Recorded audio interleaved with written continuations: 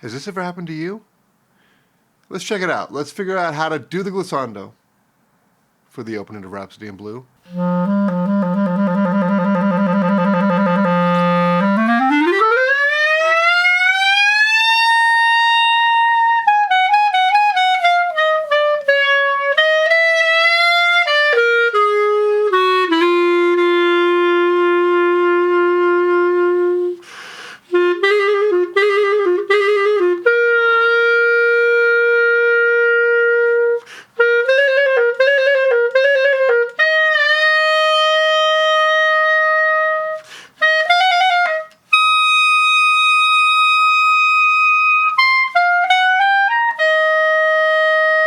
Also, let's figure out how to play the rest of the solo, because there's still a lot there beyond the first hurdle of the glissando. Let's get to work.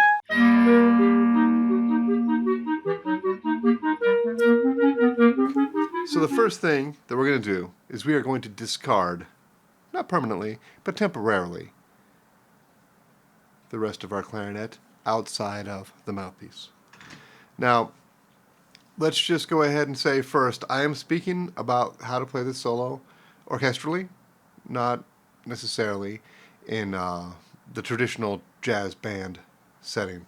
When I say the traditional jazz band setting, that's not how we play it traditionally now. However, it was originally written for the Paul Whiteman Orchestra, which was quite a bit different version of an orchestra that we're going to see later in this video than it is now.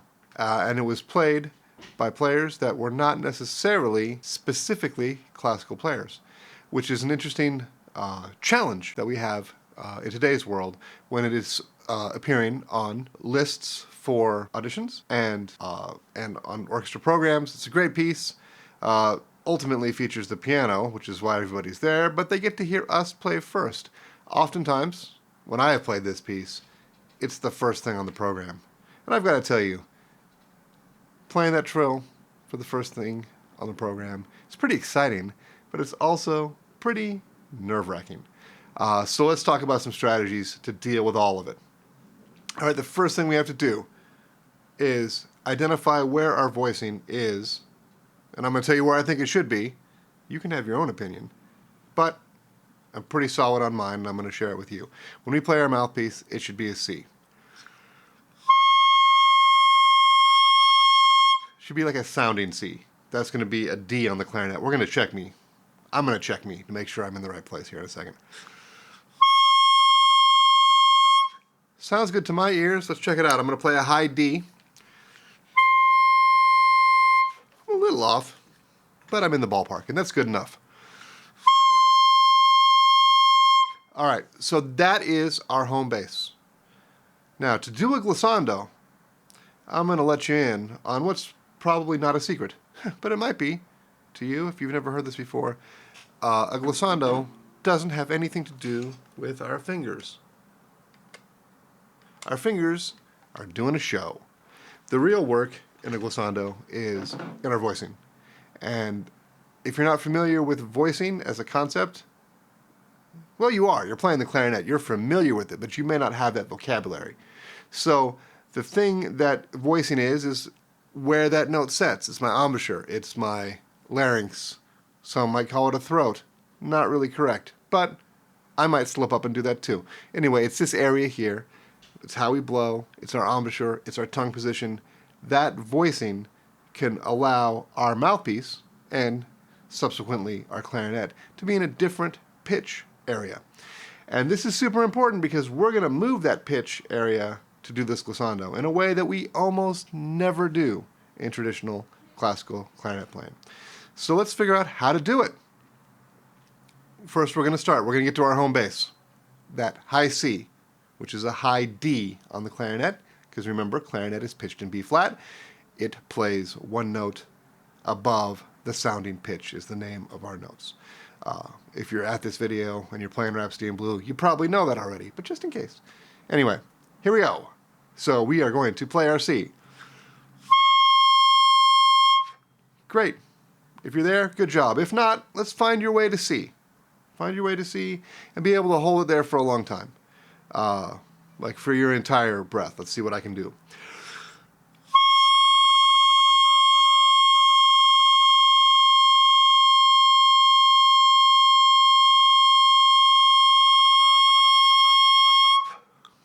Mine wiggled around there a little bit more than I would like, but, you know, for today, for the purposes of what I'm trying to show you, I'm going to fully accept that. I'm going to accept myself. You should too. You should accept me. You should accept yourself. Anyway, enough of that. So now here's what we're going to have to do. We are going to have to move that pitch, because what we're going to want is to have the flexibility in that pitch to make that glissando happen with just this. So what we're going to do is we're going to go down by half steps or so. Sometimes I get a little lost in it, so this may not be perfect, but what we're going to do is we're going to go half step, whole step, back up to C. Minor third, back up to C. Major third, back up to C. So we're just going to practice extending our range down. A lot of the time what will happen is you will be able to get down maybe a fourth or a fifth, and then it breaks back up to the high C somehow or another magically. I don't really know. Like, everyone has a different way. Are we using the same air? We should be using the same air. We should be using the same embouchure. We should be using the same jaw pressure. This is really tongue and sort of what I call the vowel part of our mouth, where we make an E-I-E-I-O in the back of our mouth. That is where this is mostly happening. All right, so now what we're going to do is we're going to play a C, and we're going to slide it down a half step and then back up. And we're going to do it slowly. And I just want to point this out even before I do it, as if you've already made this mistake. Yeah, maybe that's not fair of me, but I'm going to do it anyway. We're going to go from C down to B and then back up to C. We want to hold on to that home base so that we always know we're there. We're not trying to move where we play our home base. We're just trying to have it be something that we can move from and back to. Important stuff. All right, let's check it out. So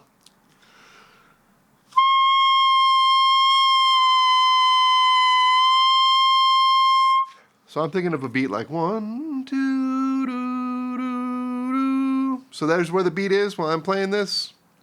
Maybe I can knock on the table here.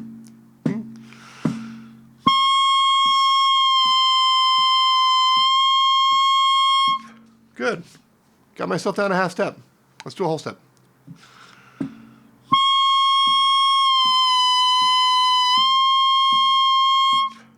Pretty good. I'm not sure I nailed the whole step. Let's try it one more time.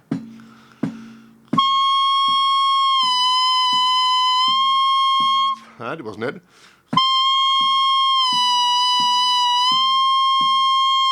And now let's do a minor third.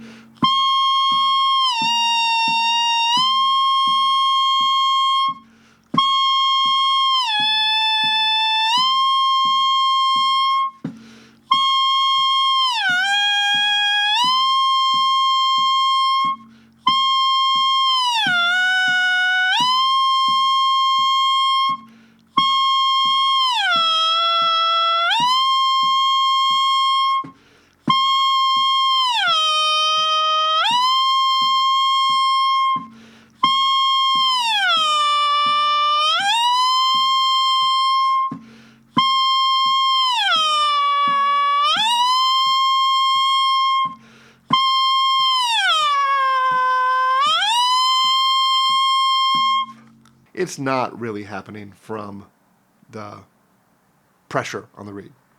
I'm not going to lie. There probably is something a little different happening there, but that's not the primary driving factor. I'm going to try to get one entire octave, give or take, on just the mouthpiece.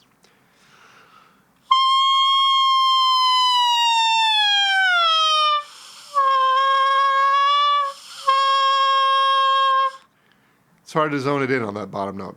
But you get the idea that this is really about being able to move confidently in that area. And when we put the clarinet together, at best, this gliss is happening from D up. Really not. Not before that. That's going to, if you try that, Godspeed. It's not going to work that well. So the way I conceive of this is,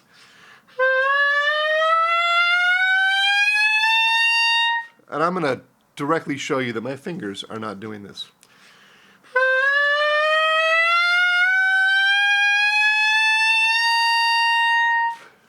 That's all in the voicing. Now, what I like to do, and what I think everybody likes to do, is, even if it's just for the people directly next to us, like the bassoonist and the second clarinet player, put on a show. Your fingers can play a supportive role, for sure. But mostly what they're doing is, some spirit fingers.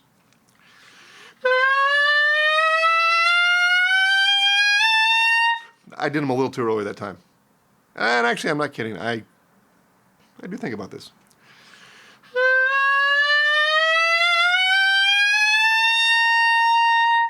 Because you want to show the whole world your fingers are up like that.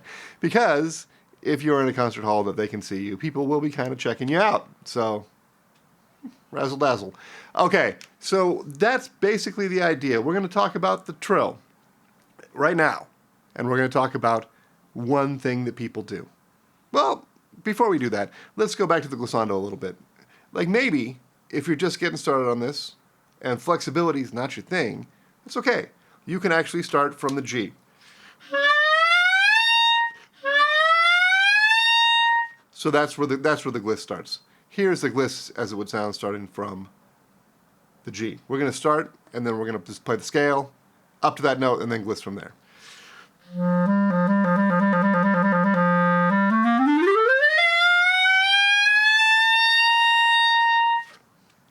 You know, one of the most important things about this is that it's repeatable and that you feel confident. Don't minimize how this is going to feel different at the concert than it does in rehearsal. Rehearsal will be a little bit, but the concert, this can give you a head trip right before you start. The conductor walks out on stage and gives you one of these. And then you're on, and at that moment, if you don't feel 100% confident, things can go a little crazy. And so you need to, whatever you choose to do with the glissando, make sure it feels real good to you. Even better than you think it needs to, because this can make your brain play tricks on you. All right, so here's how that gliss is going to sound from the D.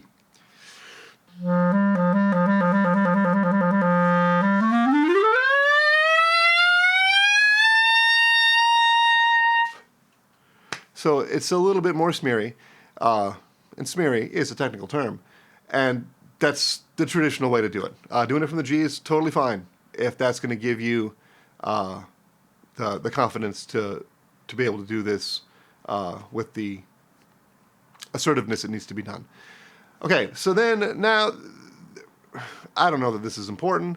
However, some people go down to a low F sharp before they play the scale up that turns into a gliss.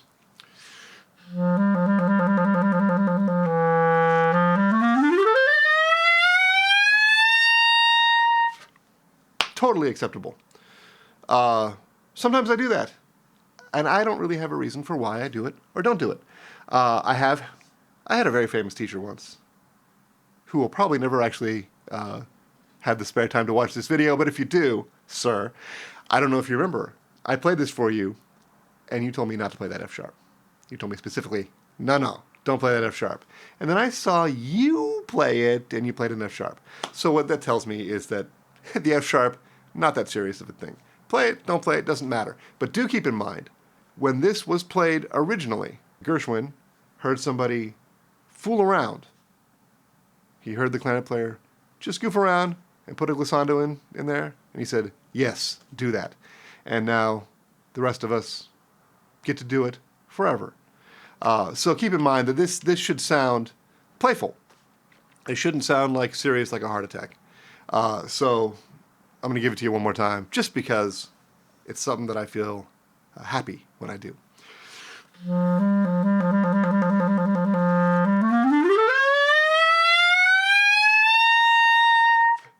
Also, we have a choice. How much of a crescendo? How loud is that going to be?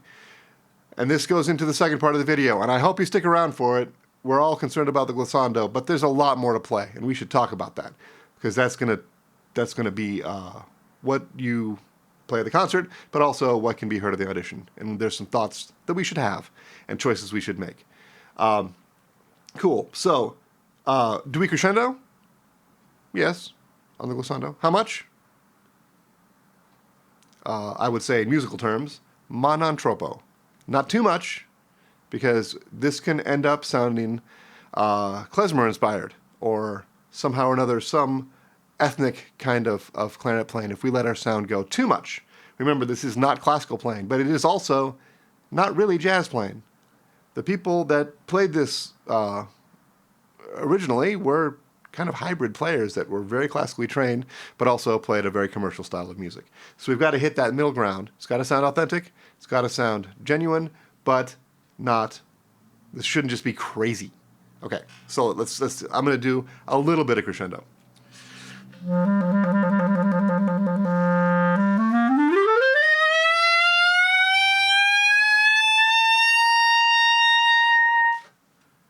little bit of crescendo. Also, a little bit of vibrato on the high C.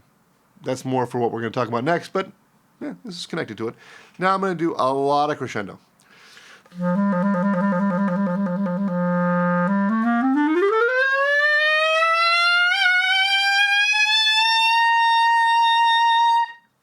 Too much for my taste. However, it's an option.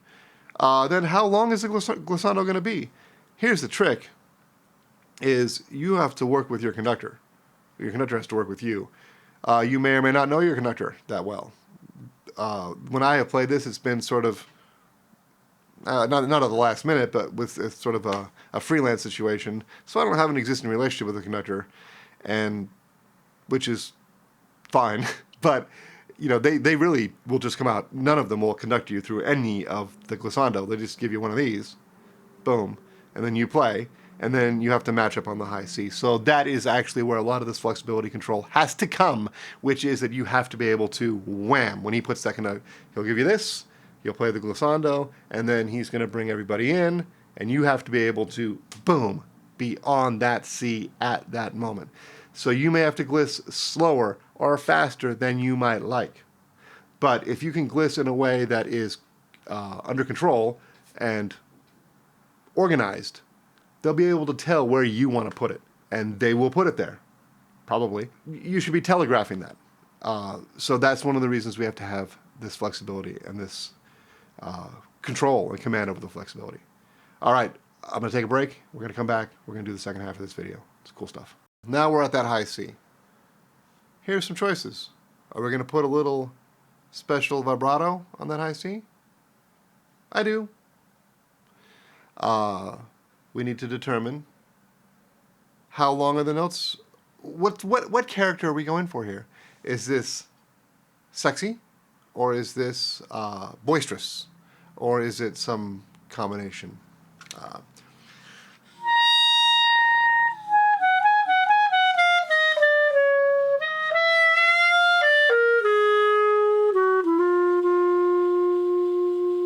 Are we going to go breathy on that low G? We could. These are all choices that are totally okay. It says with license, which basically means do whatever you want. You can ignore every articulation, and they often are, and always are when I play this. That's for sure. I try not to even look at the music, because I want this to sound, and this is the most important thing to me. I want this to sound like I am making this up as I go along. That's actually how I feel about all music, but this one particularly. I want this just to feel like I am fooling around and this is what came out, right? So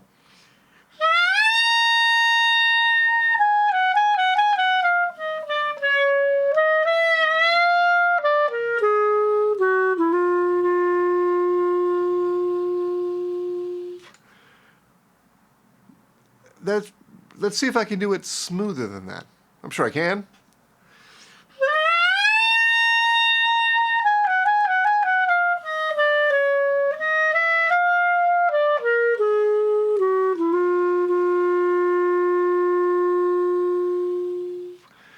That's nice. Also, you could make it staccato.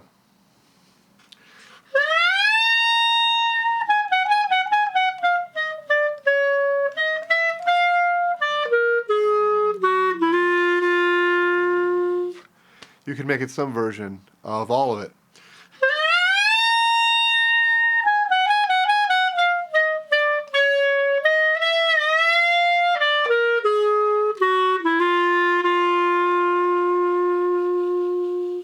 I usually, just because I like it, not for any particular reason necessarily, I like to let that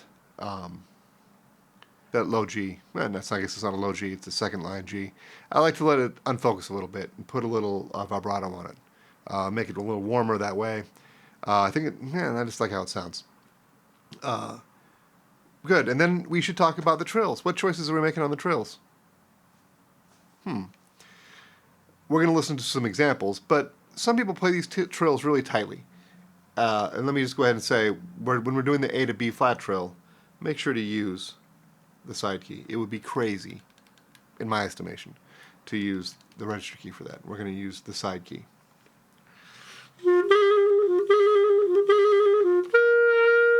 I usually put a little bee-wop, that's a technical term, bee-wop, but I don't lose the focus of my sound on that. On that C, I do that. So I'm going to play the trills really tight and fast, and then I'm going to put a little thing on that whole note.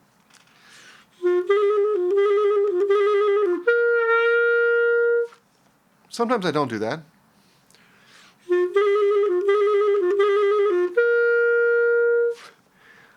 When I hear somebody play the trills that kind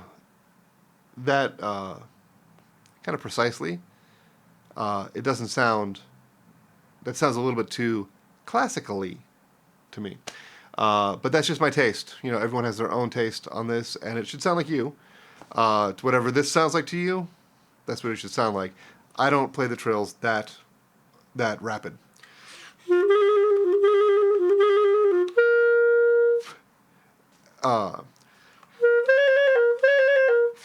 And then this is a tough one because we're using, I guess these newfangled clarinets have this other key over here. I would never trill with that. Actually, I never use it at all. But I wouldn't trill with that here. It seems like that would be a dangerous thing. So we've got to use our left hand C.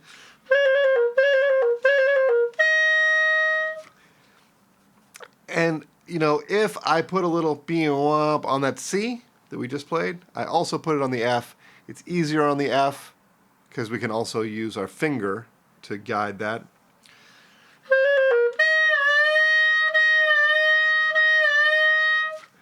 I will tell you that there's only, I don't care when I do them, but I will only bend with my voicing outside of the glissando a couple of times in this. Because what happens to my ears, if you bend too many notes, it sounds like a high school jazz improvisation class. Maybe that's a bit of a hot take, but that doesn't sound right to me. Like, you can bend a couple of them, but not too many, which is where I don't.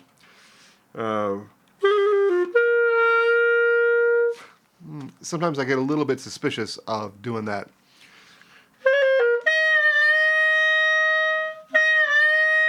Sometimes it just sounds a little bit too, but that's the thing. If this is with license, you can do whatever you want. Cool, and then we have this up to a high F.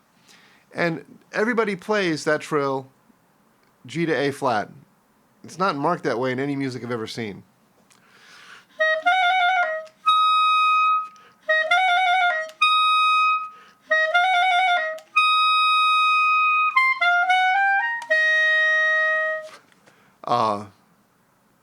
So trill to an A flat because everybody does. Then we need to determine, like, how loud is this going to get? How much of a statement is this? How spread out are you going to let your sound get? These are all choices that everybody makes a little bit differently. And I have scoured the internet for great performances of this. And I found some, and I want to share them. And we're going to go over them. And these are the things we're going to listen to. Like how is there vibrato? How are these trills handled? Are they tight? Are they, a little bit looser? How spread out does the sound get? How loud does it get? Because I think it can be really dangerous to have this sound a little. And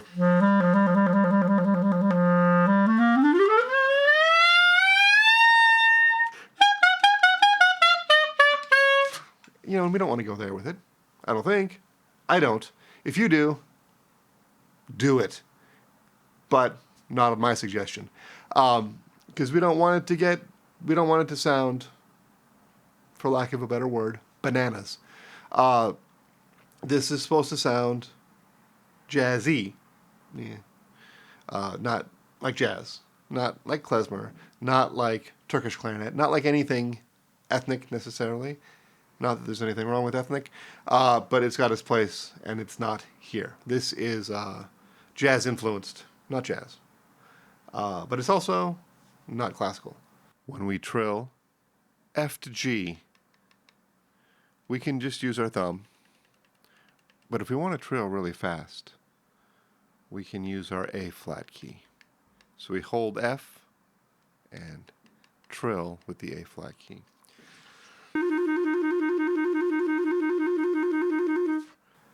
So we're going to look at this. I'm going to show the original music, and I'm going to show what I found on the internet, because the internet has so many things, which is a written out jazzy version of it. And I'm going to tell you what I think. Okay, so what we are looking at here is, let's look at the original. The original does not have a low F sharp. It just has a bunch of notes, and it says gliss. And it's got tenutos over these triplets and eighth notes. It doesn't have any indicator. It just tells you when to accent. I wouldn't think of this as one note at a time. It can get easy to do that. You know, if it starts to sound too much like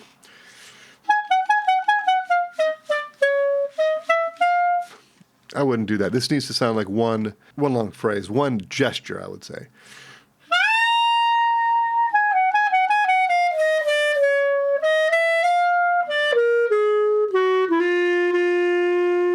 I put that little grace note in there because I've got license to do so, and so do you. And that's better than, to my ears, than a scoop with our newly developed flexibility to play the glissando. Don't go to the well on that too many times. Right, so now here's a newly written out, or modernly written out, jazzy part. And I simultaneously respect and don't like this so much. So again, there's no F sharp at the trill. Cool. But you can still put one there.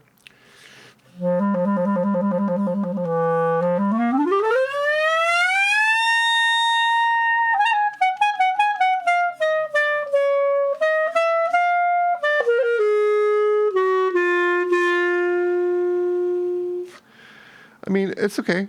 Everyone tends to play this particular thing nowadays when I hear it, and it's okay, I guess. The way this is written out, and with staccatos here, which is the exact opposite of what was written, and then I do love, in general, this marking of tenuto and staccato at the same time.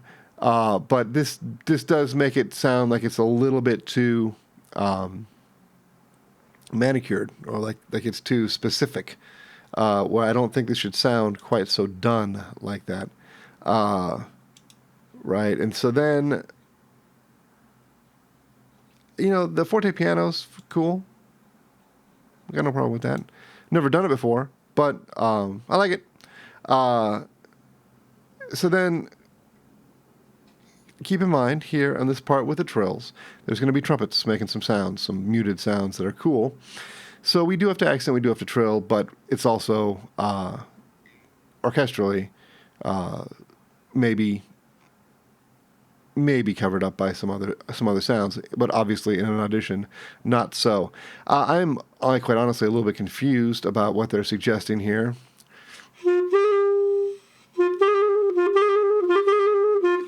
I don't know what those grace notes are about, folks. I wouldn't spend too much time thinking about them. And same thing over here. How long are we holding this? How long are we holding that fermata? I don't know. There'll be some nonverbal communication with the conductor about that. So we're looking at this jazzy version. I simultaneously like and dislike it, but that's just me. You are entitled to like it or dislike it at your discretion. So like vibrato, what are we doing? I'm doing it. So here it is. I'm going to give it a try. I'm going to play some vibrato in some certain places. I'm going to do 2 bends, no more than that. My 2 allowable bends, And right, the bends, that's one of those diseases you get or conditions you have from surfacing too fast if you're diving. But I'm going to do 2 bends. I'm going to have bends twice on this. And we're going to see how it goes. Everything's going to, I hope, sound like a gesture. And let's check it out.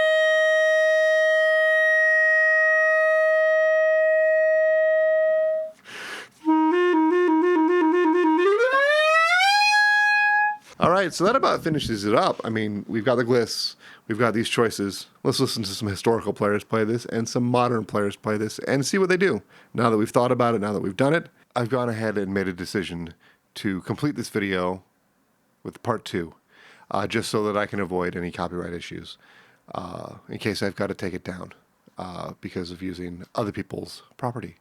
But I will also link to their videos in my new video. Watch it here. Thanks for being here.